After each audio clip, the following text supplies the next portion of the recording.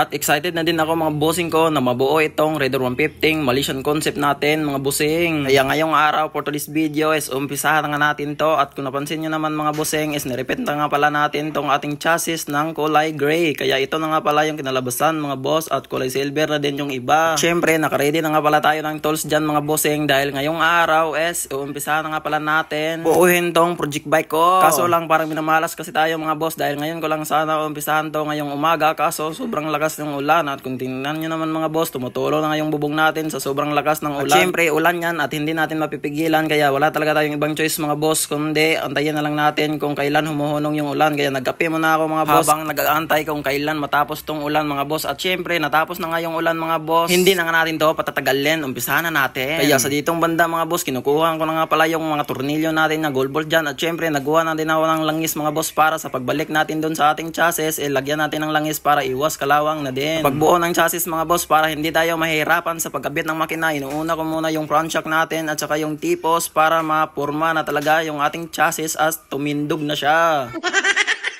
Dahil nga mga boss, hindi na nagtagal, tumindog na nga yung ating chassis. So syempre, para hindi tayo mahirapan sa pagkabit ng makina mga boss, minatasan ko muna yung ating front shock. Pagkabit ng front shock mga boss, hinigpitan ko muna niyang maigi dyan para pagkabit natin ng makina ay hindi siya bumaba. Sa pagkabit ng makina ng Raider 150 natin mga boss, diskarte lang talaga at sipag dahil nga sobrang bigat ito. Kung ikaw mga boss, kung wala kang diskarte sa gantong proseso mga boss, nako, mahirapan ka talaga, makatawag ka talaga sa inyong silingan upang makapagpatulong. Napansin nyo mga boss na ako lang mag-isa na magbubuo ng motor kasi nga sanay na nga ako dyan sa pagbuo ng motor. At syempre kinabit ko na nga pala yung isang buong swing arm pati gulong sa likod. Kasi nga pagbaklas ko nyan mga boss is inusa ko na lang yung monoshock at saka swing arm pati gulong para hindi na talaga tayo mahirapan sa pagkabit ulit. At yun mga boss, ito na nga yung inaantay yung forma talaga sa motor natin kaya sobrang linis na talaga. Nagtatanong mga boss kung anong kulay ito, kulay gray to mga boss, yung gray ng Click na version 3. Kaya nga hindi ako nag-silver mga boss kasi nga sobrang common na yung silver. At gawas doon sa common gusto ko talaga yung gray mga boss dahil nga sa Malaysian concept kasi yung motor natin mga boss wala akong nakitang kulay gray kaya nagpaiba na din tayo ng isang kulay.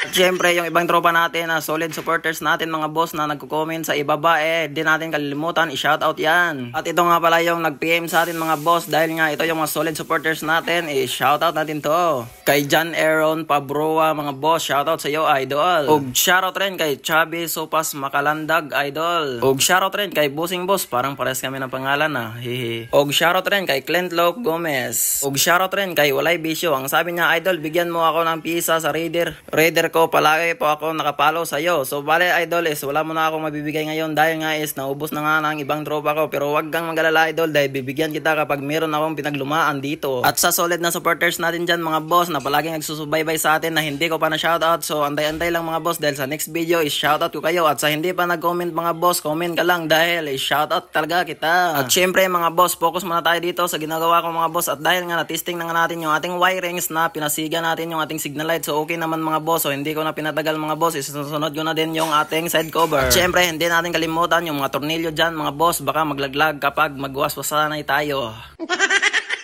Sa ditong banda mga boss dahil nga halos lahat na nga natin nakabit lahat at mga boss. So syempre pinunasan natin yan. So ito na nga pala yung alaga natin. At okay lang mga boss na yung kamay natin ay napuno na ng luto at saka dumi. Pero okay lang mga boss na hindi natin yan iisipin. Ang iisipin natin mga boss is maganda yung ilabasan ng motor natin para pang checks. Ito. Anak man na. Sheesh. At syempre dahil nakabit na nga natin lahat mga boss, i-sound check muna natin to para marinig nyo talaga ang napakagandang tingog niya.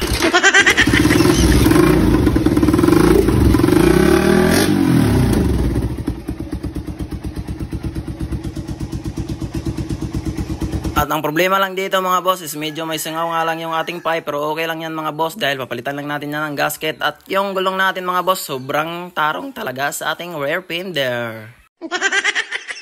At syempre ito nga pala yung before ng motor natin mga boss. At after na repaint natin ito na sobrang linis na talaga. At so yun lang mga boss, ingat kayo palagi, I love you.